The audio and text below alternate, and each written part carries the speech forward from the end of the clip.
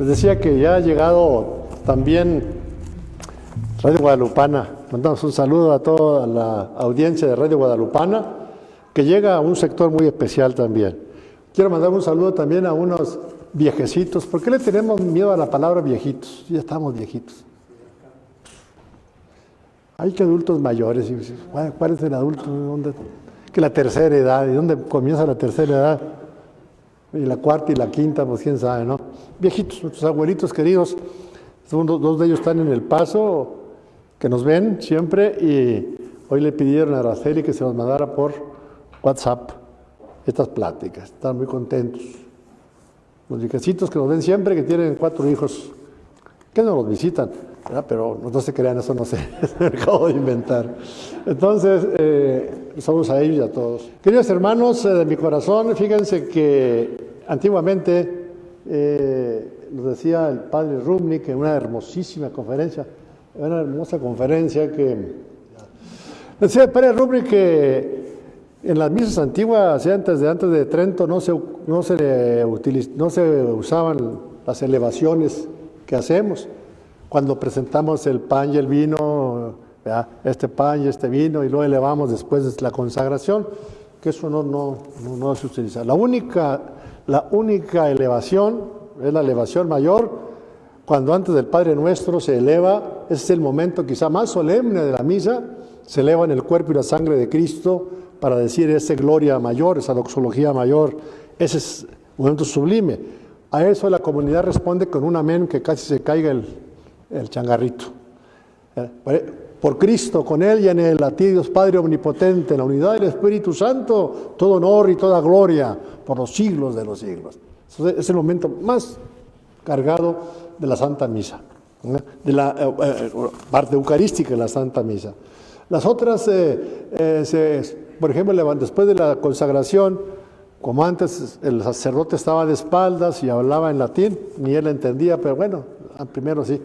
Después ya tampoco ellos entendían lo que estaban diciendo, entonces levantaban y pues la gente pues veía, pues tenía que estar haciendo. Pues ya levantaban un poquito la hostia para que viéramos, pero no existían esas elevaciones. La única elevación, la mayor, por Cristo, con Él y en Él, teniendo en la mano el sacerdote, la ofrenda a Cristo que se ofrece, como en la cruz, con su cuerpo y su sangre por nosotros.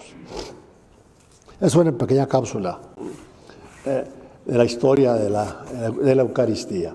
Queridos hermanos, el día de ayer nos quedábamos viendo unos fragmentos hermosos en ese pasaje que leíamos.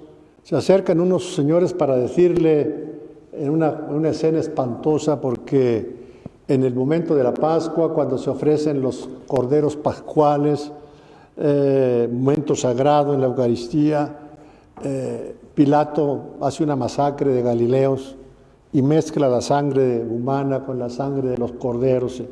Fueron a platicarle a Jesús, comentábamos ayer. La respuesta de Jesús no fue ningún llamado a ninguna rebelión, sino: ¿piensan ustedes acaso que estos galileos eran más pecadores que los otros galileos? ¿Piensan ustedes que nosotros somos menos pecadores que todos los que han caído víctimas de la violencia en nuestra patria? Igual no, ¿verdad? Pero yo les aseguro que si ustedes no se convierten, van a perecer de la misma forma. Y esto hay que tomarlo muy en serio, muy en serio. Y bueno, el siguiente paso se parece, los que aplasta la torre que se derrumba, y termina con esa pequeña parábola, con esa mini parábola de un hombre que tenía una higuera plantada,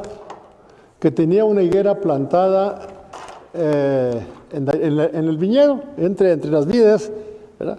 Para que vean que sí estamos interesantes. Hasta Tere y Lara vino. Entonces, más que bienvenida.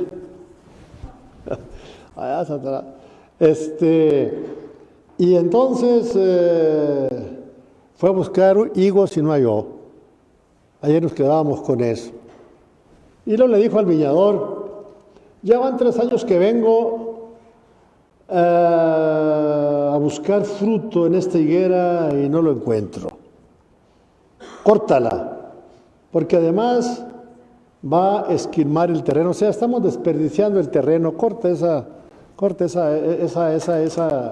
higuera allá. Tengo 3 años viniendo. En varias partes, en los otros evangelios, aparece la misma parábola.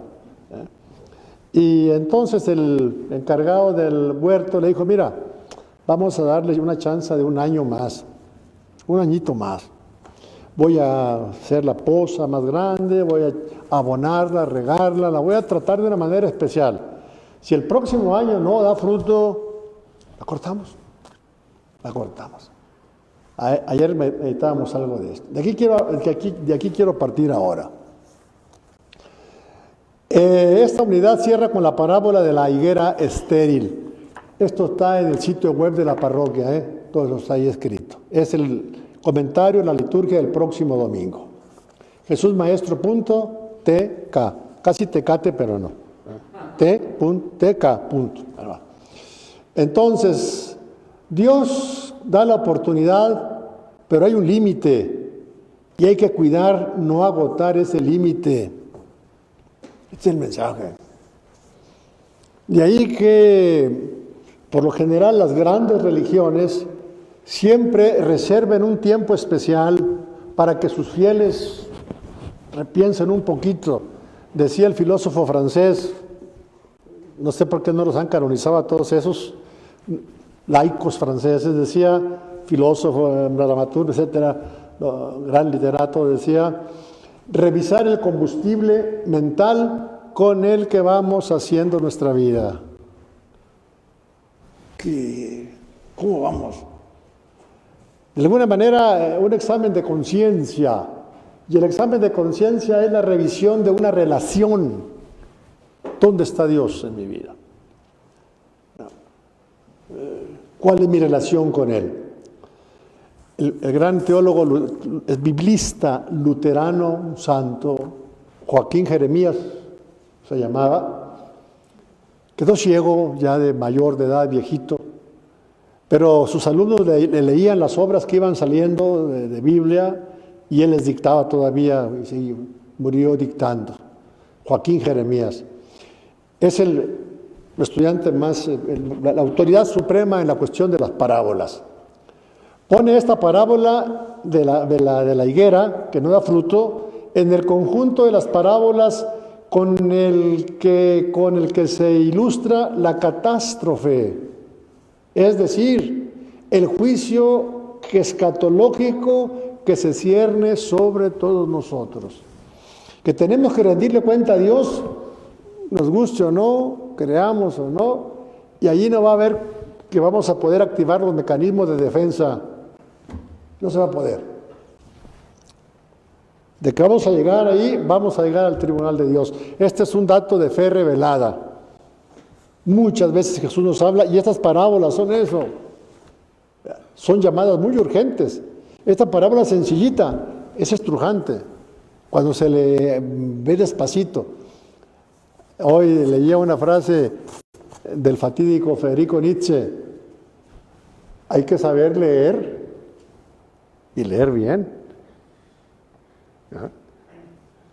En otra parte dice, hay que leer muy lentamente, no hay que ir tan a prisa. Así es de que en un viñedo está una higuera, esa higuera no da frutos. Y he venido a buscar frutos y no da. ¿Qué hacen ustedes con un rosalito que no prende? No, pues, córtalo. Vamos a plantar otro que sí de rosas. Es la gravedad del momento, la urgencia de la conversión, lo que estas parábolas anuncian. El plazo se ha vencido, decía Jesús al iniciar su predicación. El reino de Dios está cerca. Conviértanse, arrepiéntanse, cambien de mentalidad. Muchas cosas tenemos que cambiar y crean en el Evangelio. Con esas mismas palabras el Bautista había empezado su predicación en el río Jordán, y con esas palabras empieza Jesús su predicación en Galilea. Empezó Jesús a predicar después de las tentaciones del desierto. Y decía, el plazo se ha vencido. O sea, ya no hay otra, ya no hay nada más. Ya vivimos aguardando a que se cumpla la feliz esperanza y venga del cielo nuestro Salvador Jesucristo. Ya no hay una revelación nueva, ya no hay nada más que se cierre el ciclo y punto. ¿Cuándo? Eso no sabemos, ni nos interesa. Jesús no respondió nunca a esa pregunta. Entonces, en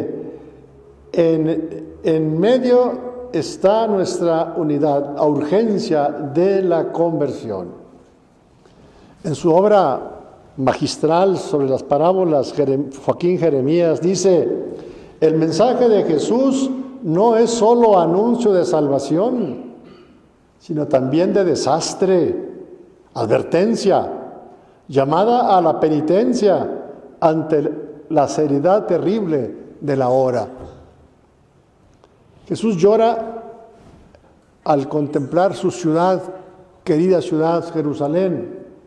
Llora y dice, ¿cuántas veces te quise cobijar como la gallina clueca a sus pollitos? Y tú no quisiste. No sé si algunos de ustedes habrán tenido la fortuna de ver una gallina cómo cobija a sus pollitos. Es la imagen de mayor ternura que pueda haber. Aunque sean muchos, los mete abajo y los tiene ahí acomodaditos, que no dé frío ni nada a los pollitos. ¿Cuántas veces quise cobijarte como la gallina clueca a sus pollitos? Y no quisiste. No quisiste. Vendrán días en que tus enemigos te van a sitiar y no va a quedar de ti piedra sobre piedra. Es un poquito lo que decíamos ayer, ¿verdad? El número de parábolas que pertenecen a este grupo de advertencia es grande, dice Jeremías, terriblemente grande. Aquí ya una vez dimos ejercicios con este tema. Jesús no cesó de levantar su voz, amonestando para abrir los ojos de un pueblo ciego que no entendía. Y no entendió, y no ha entendido. Entonces, pues es precisamente lo que nos dice esta parábola y lo que la Cuaresma nos invita. Enmienda total o ruina, podríamos decir. Entonces, otro punto que quiero platicar con ustedes es el siguiente.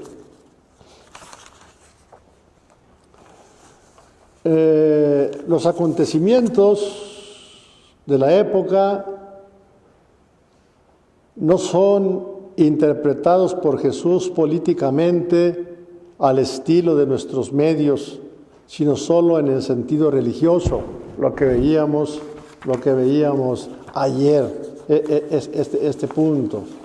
Hay una situación, decíamos ayer, en que, bueno, pues nos urge saber leer detrás de todos estos acontecimientos, no solamente la noticia, pues vamos más allá. Dado que Jesús está penetrado de la idea de que se ha iniciado el tiempo final, enjuicia el tiempo con normas propias de los tiempos finales. Yo podría decir, si estos países nuestros como México no se corrigen, no se convierten, nos extrañamos de Ucrania y de eso. Bueno, aquí estamos más violentos, allá es muy llamativo, es terrible, mucho, muy terrible. Pero aquí tenemos más muertos que en Ucrania, más asesinatos, crímenes totalmente que revelan una patología increíble, algo espantoso. Es horrible, no. Nosotros como que ya no nos fijamos en todo esto. Lo que sucede en el tiempo es evocación del tiempo final. Las catástrofes políticas y cósmicas son señales de la catástrofe del tiempo final, lo que puede venir. El tiempo final exige decisión, conversión, penitencia. Incluso todas las catástrofes que se producen en el tiempo son una llamada a entrar dentro de nosotros mismos. Anuncia la necesidad de volverse a Dios, porque detrás de ellas hay algo más. Hay algo más terrible. Decíamos ayer lo que es el pecado precisamente. Es el pecado. Es endurecimiento de los hombres, el no convertirse a pesar de las pruebas, a pesar de las dificultades y todo lo que estamos pasando. Hay un pasaje del Apocalipsis tremendo que dice, después de las catástrofes apocalípticas, hoy definen lo de Ucrania como un apocalipsis, que si se sale de control, solo Dios sabe qué puede pasar. El Apocalipsis dice, el resto de los hombres, los que no fueron exterminados por las plagas, tampoco se arrepintieron, no renunciaron a las obras de sus manos, los ídolos, ni dejaron de rendir homenaje a los demonios y a los ídolos de oro y plata, bronce, piedra, madera, que no pueden ni oír ni andar.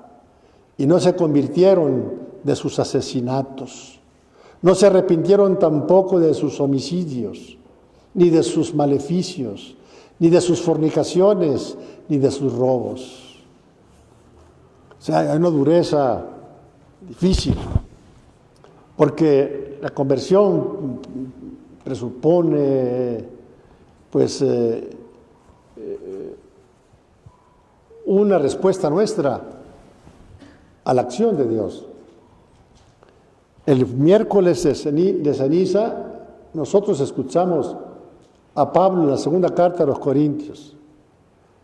En nombre de Cristo les pedimos, déjese reconciliar con Dios.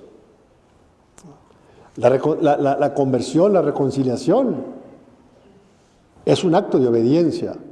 La palabra de Dios es más actual que las noticias de mañana, suelo decir, y de pasado mañana. Es lo que vemos, lo que estamos viviendo. La primera llamada es a la conversión. Palabra que hay que tomar en su extraordinaria seriedad. Descubriendo la sorprendente novedad que encierra. Jesús ponía ejemplos sencillos, propios de la cultura de su tiempo, pero que la gente captaba. Él representa una novedad radical, una revelación definitiva de la misericordia de Dios. Y es necesario, ante esta novedad radical, también recibirla en un recipiente nuevo y limpio. Limpiar, quitar, como dirían después los místicos cristianos. Si vamos a llenarnos de Dios, primero necesitamos vaciarnos de nosotros mismos, de nuestros juicios, prejuicios, falsas seguridades, tantas cosas feas, vergonzosas, y no hablo de, cuando hablo de vergonzosas, hablo de, más bien que vergonzosas, ridículas de nuestra vida. Vaciarnos de ellas para llenarnos de Dios. La llamada a la conversión, de hecho, pone al desnudo y denuncia la fácil superficialidad que caracteriza muy a menudo nuestro modo de vivir. Si no estuvieran aquí nuestros hermanos diáconos, no pasábamos de 10. Yo lo digo porque ante Dios vamos a detenernos un día este sector, esta jurisdicción parroquial donde estamos, le espera un juicio muy especial. El que más lejos está de esta parroquia, desde donde está la comunidad, y en comunidad, caminando, no está 10 minutos. Y no están aquí. A no ser que se les ofrezca un acta, un muertito, qué sé yo. Eso no funciona en absoluto. ¿Verdad? Eso no es posible. Eso es esa fácil superficialidad que caracteriza muy a menudo nuestro modo de vivir. Papa Benedicto, que le gustaba de frases muy retadoras, decía: nuestra mediocridad moral y religiosa. Convertirse significa cambiar de dirección en el camino de nuestra vida, pero no para un pequeño ajuste, sino con una verdadera y total inversión de la marcha.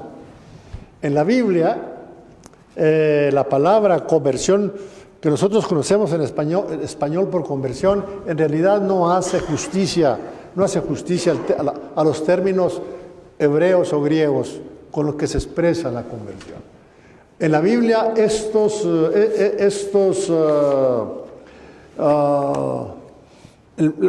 la conversión se expresa siempre con verbos de movimiento, de tal manera que la conversión es fundamentalmente un retorno.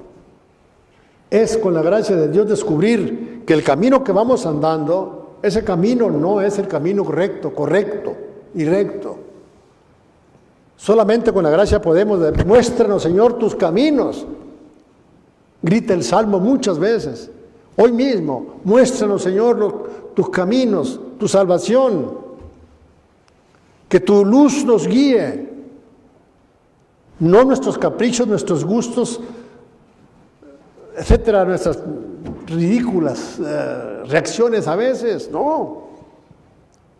Guíame con tu luz, Señor. Entonces, si vamos por un camino que no es el camino, entonces hay que girar, regresar, desandar un camino equivocado y volver a tomar el camino hasta que encontremos el camino recto que nos lleva a Dios. Tanto en hebreo, sobre todo en hebreo, la conversión es volver, girar. Conversión a la izquierda, dicen los militares. Entonces el pelotón gira a la izquierda. Sería convertir, dar una vuelta. El pecado en hebreo significa equivocar el camino, errar el blanco. No significa la palabra normal de pecado en hebreo, hatá, significa errar, equivocarse de camino. De tal manera que volver, convertirse es volver. Me equivoqué de camino, yo vuelvo. Como hacemos siempre en nuestra vida de todos los días: ay, pues me equivoqué, máxime como están las calles hoy, pues a ver dónde me devuelvo. Pero puede que me pierda cuando no choque, además. Esa es la conversión. Conversión es ir contracorriente, donde la corriente es el estilo de vida superficial, incoherente e ilusorio, que a menudo nos arrastra, nos domina y nos hace esclavos del mal, o en todo caso, prisioneros de la mediocridad moral. Se me hace que este texto es de Benedicto, no creo que sea mío, está muy bien hecho. Con la conversión, en cambio, se apunta vamos a ver. En cambio, con la conversión, en cambio, se apunta a la medida alta de la vida cristiana. Se nos confía al Evangelio vivo y personal que es Cristo Jesús. Sí, esto es el Papa Benedicto. Está muy bien hecho. Entonces, eso es la conversión, es un volver. Este volver a Dios es, decía ayer, el primer efecto que tiene el pecado es hacernos perder su gravedad. Se nos obnubila. la conciencia puede llegar a encallecer, ya no nos dice. Y estamos a gusto y creemos que estamos bien, incluso es peligroso que intenten corregirnos porque hay problemas. La corrección nos es extremadamente difícil, tanto hacerla como recibirla. La Cuaresma está marcada pues por esta urgencia. La liturgia del miércoles de ceniza marca el espíritu de la Cuaresma, un llamado urgente, perentorio a la conversión. El mismo llamado colma los textos litúrgicos de cada día. Por eso uno de los puntos centrales de la Cuaresma es escuchar la palabra de Dios y la oración, obviamente. Señor, ¿cuántas veces habremos dicho el Salmo? Señor, muéstrame tus caminos. Señor, dame vida con tus mandamientos.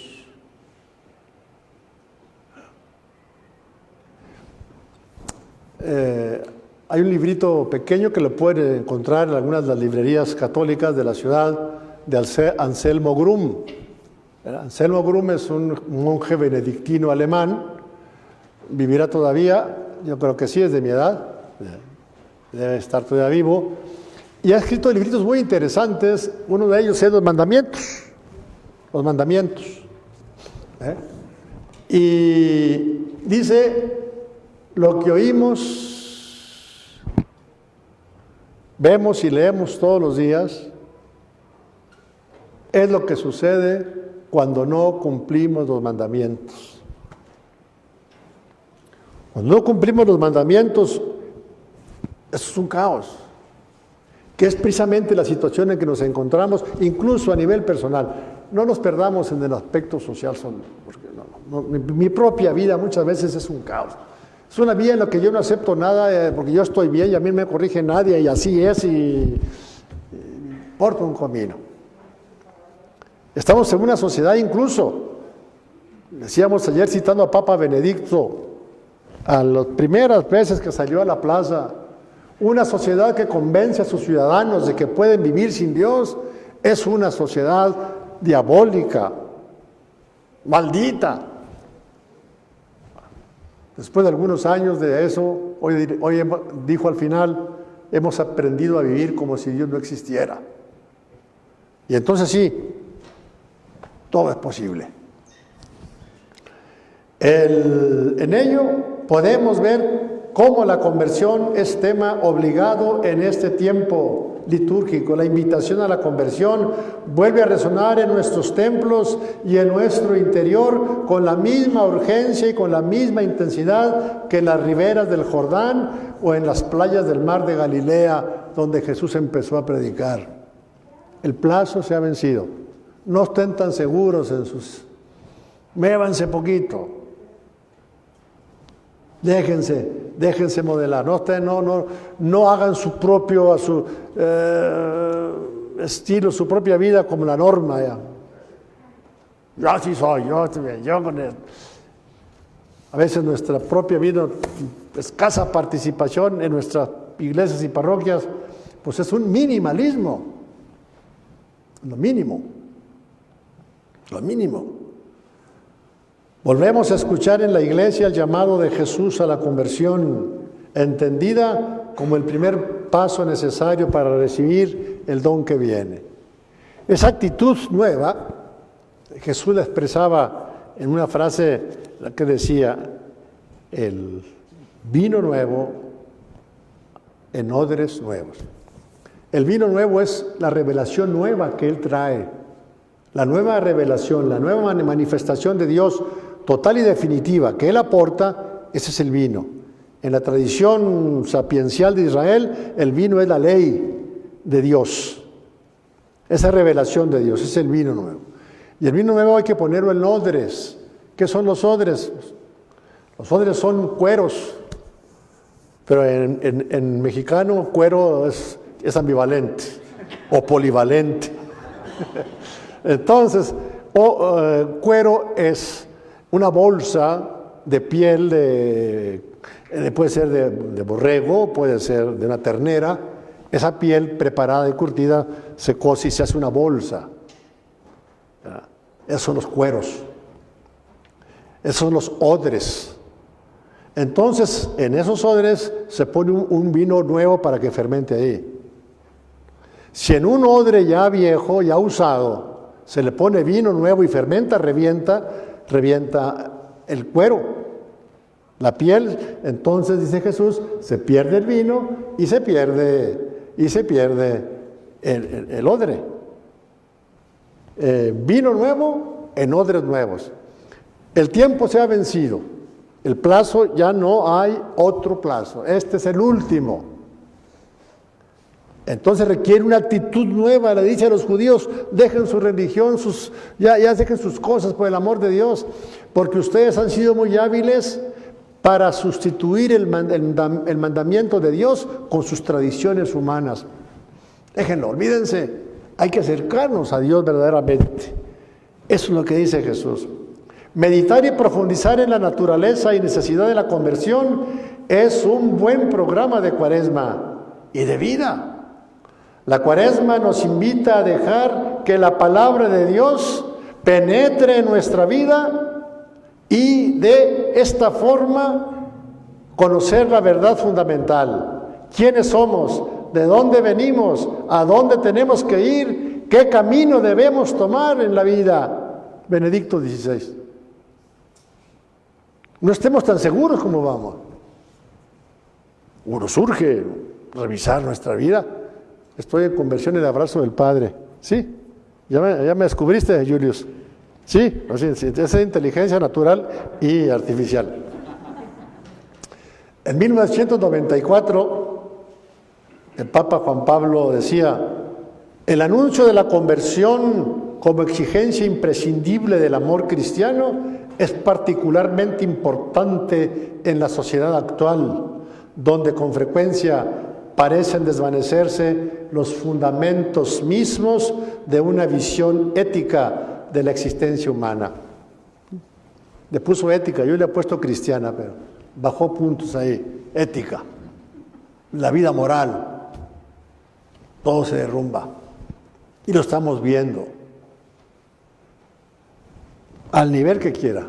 La guerra terrible contra la familia, que viene desde la biotecnología hasta los parlamentos. La familia está en el punto. Vivimos un momento terrible. ¿Quién sabe dónde termine esto? ¿Quién sabe los nietos de mis amigos cómo lo irán a hacer? Esto no pinta bien. Y esto sí tiene que verse también a un nivel amplio. Amén. Tenemos que decir cómo impacta esto a la política, al mundo de la política, sí señor. Hannah Arendt, que sabía mucho de esto, filósofa alemana, muy interesante, muy interesante sus libros, Verdad y Política, la política, etcétera. Dice que la política es el cuidado de la existencia. El objetivo de la política es cuidar la existencia. Cuidadora de la existencia, dice. Esto es maravilloso. Esto es lo que justificaría que hacer político, cuidar la existencia.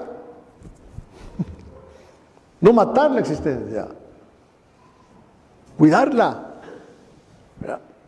Yo hablo de una macro caridad que se realizaría en la política. Si la política no cuida, sino que siembra la división, cosas tristes y feas.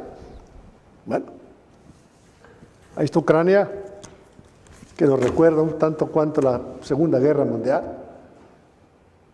Lo más terrible es, como en la Guerra Mundial, Segunda, no entro en detalles porque no es el objetivo, se castiga a la población civil para rendir a los gobiernos. Bombardeen las ciudades que no son objetivos militares, denles.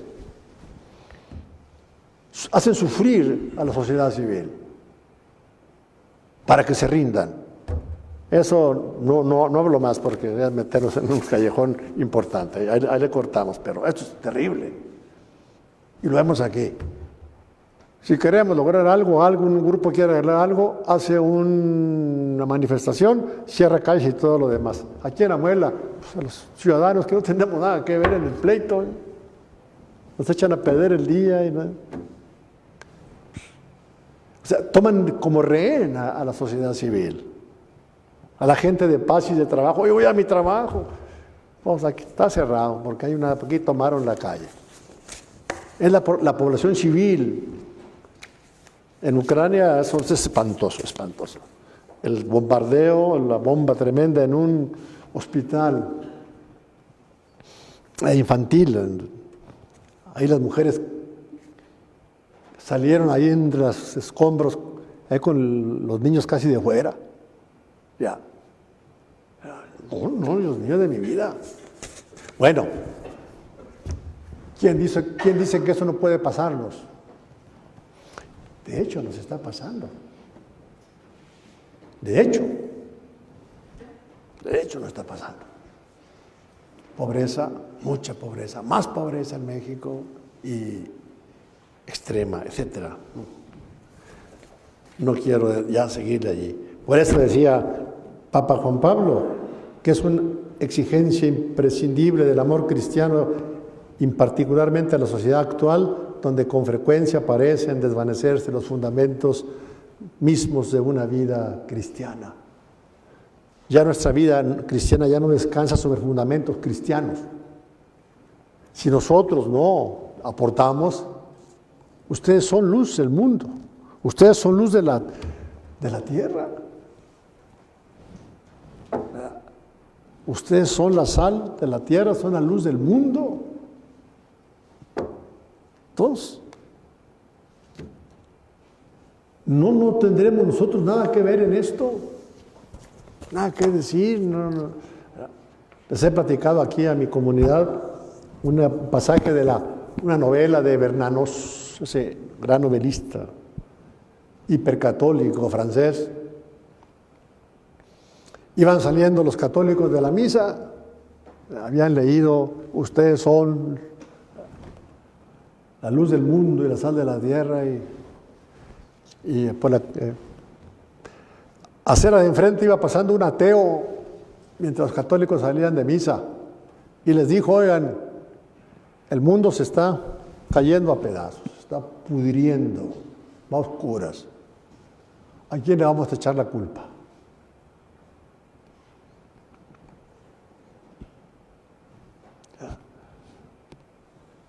Sí, Jesús no nos invitó a un feliz fin de semana, sino que nos invitó precisamente para vivir este compromiso, este gran compromiso de ser testigos del amor, de la esperanza, de la misericordia. Pero para eso necesitamos nosotros, primero, como una especie de fotosíntesis, cargarnos nosotros de energía para poder brillar. Dice Pablo, para que ustedes brillen como lumbreras en esta sociedad podrida del tiempo de San Pablo. Hoy estamos poquito peor. Papa Francisco, en su mensaje de Cuaresma, no de este año, nos plantea con dolorosa claridad la situación de nuestro tiempo. Nos habla de 3 tipos de miseria: una miseria material, una miseria moral y otra espiritual, que nos golpea cuando nos alejamos de Dios y rechazamos su amor. Si consideramos que no necesitamos a Dios, que en Cristo nos tiende la mano, porque pensamos que nos bastamos a nosotros mismos, nos encaminamos por el camino del fracaso. Y esto llévenlo al nivel que quieran, sobre todo al nivel existencial. En el ámbito de la macro caridad, que es la política, si esto no se atiende, madre mía, esto es grave. Dios es el único que verdaderamente salva y libera, decía Papa Francisco. La miseria moral, que consiste en convertirse en esclavos del vicio y del pecado, Papa Francisco pues era buen cura y además arzobispo de Buenos Aires, jesuita que se metió entre la gente, vivió muy cercano a sus gentes. Y decía, ¿cuántas familias viven angustiadas porque algunos de sus miembros, a menudo jóvenes, tienen dependencia del alcohol, de las drogas, del juego, de la pornografía? ¿O me equivoco? ¿O se equivoca Papa Francisco? Y no es telenovela. ¿Dónde están nuestros hijos? Pues sepa la bola donde andan los caras. ¿Por ahí deben de andar? Eso. Nos hemos alejado de Dios. Hemos aprendido a vivir como si Dios no existiera. Bueno, todo eso tiene que revisarse. Y todo esto no lo podemos agotar aquí. Eso es nuestra presencia. Es en esa escucha de la palabra. Como decíamos el domingo, no sé, digo tantas cosas. Esto es en la iglesia y en iglesia. Quitamos la palabra iglesia que nos hace ruido. En la comunidad y en comunidad. En solitario, nunca. Nunca, jamás. Como nos hace falta comunidades que puedan dar testimonio. Uno de los factores decisivos en la conversión de los primeros siglos era el testimonio de las comunidades. Así se convirtió Agustín, así se convirtió San Cipriano. Todos los grandes hombres de la cristiandad antigua se convirtieron por el anuncio, sí, pero porque veían la comunidad. Pues, ¿qué traen estos? ¿Quiénes son? Y entonces entraban a ver qué y se enganchaban ahí. ¿Cuántas personas han perdido el sentido de la vida? Están privadas de perspectivas para el futuro y han perdido la esperanza. Estaba leyendo un encabezado hace un momento antes de la misa, un encabezado, la prensa internacional, que México ya es un gran productor y consumidor de fentanilo, al por mayor. Antes estaba limitado a X quehaceres. Hoy México es un gran productor y consumidor de fentanilo, o sea, mortal. Démosle una pachadita en el mundo de nuestros queridos jóvenes. Bueno, ¿y qué? Eso no tenemos nada que ver, nada que hacer. La conversión no es una autocomplacencia y que una pose,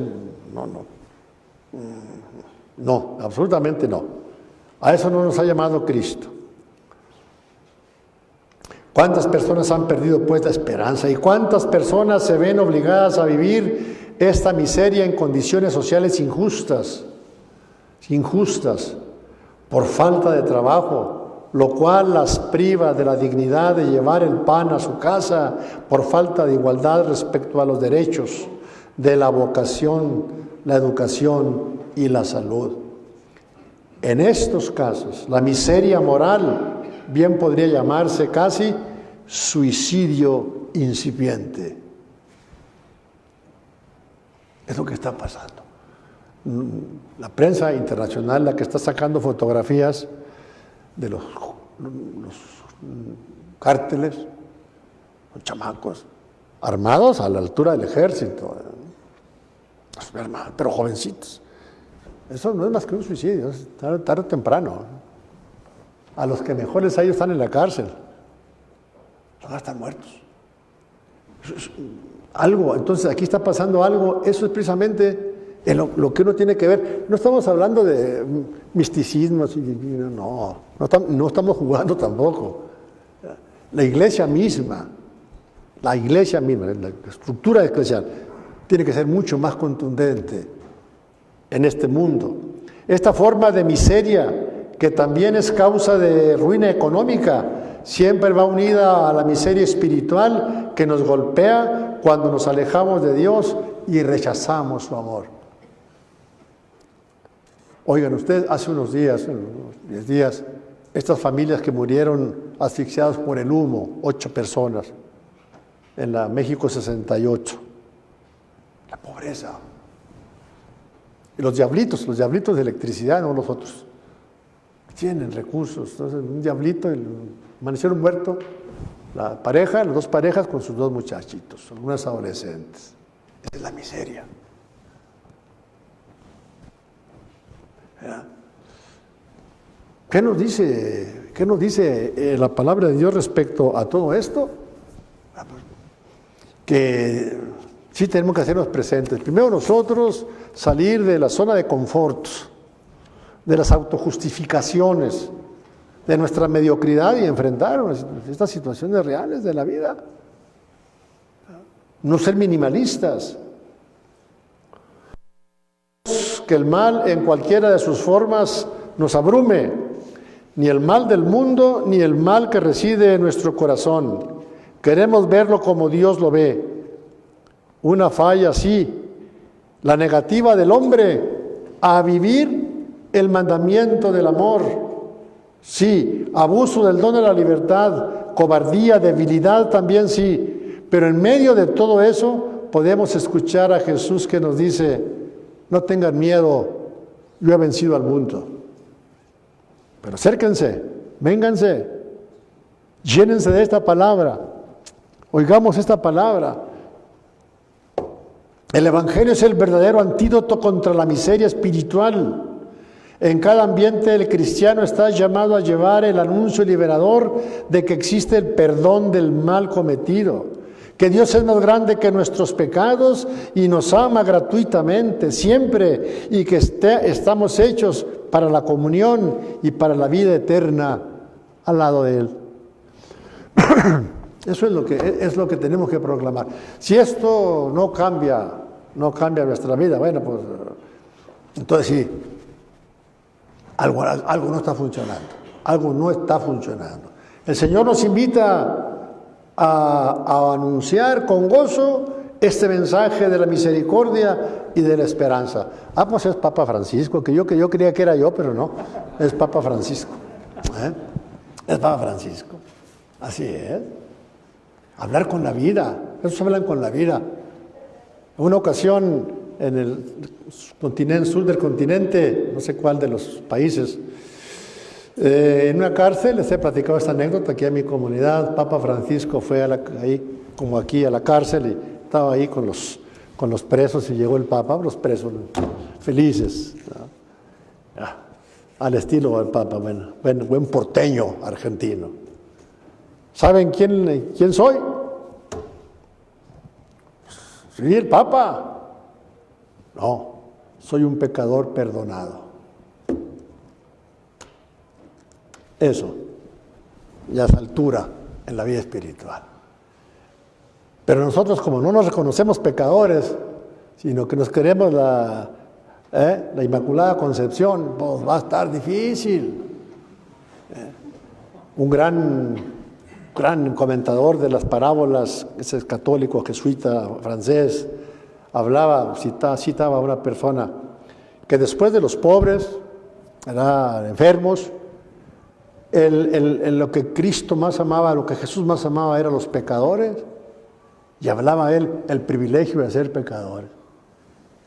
Qué bonito es saber que somos pecadores y entonces nos podemos convertir. Como muchos de los personajes que se acercaron a Jesús para que los perdonara.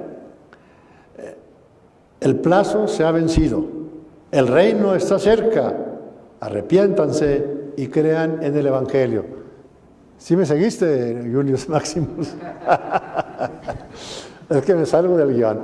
Y ya mañana veremos la conversión en la Sagrada Escritura, ahí veremos algunas cosas técnicas, pero en el fondo es esto. ¿Quién no necesita? Ahora, necesita la conversión. Por lo demás, lo veremos ya mañana con el favor de Dios. La conversión nunca es un acto acabado, de una vez para siempre. Siempre es un camino, siempre necesitaremos. Todos los días pedimos perdón, decía nuestro padre San Agustín, porque todos los días ofendemos. Ofendemos a Dios y ofendemos a nuestros hermanos, todos los días. Así es que no nos quedamos sin pecado, al contrario, que Dios nos conceda la gracia de saber los pecadores. Y que las abuelas se echan a perder a los nietos, que se enoje Amelia.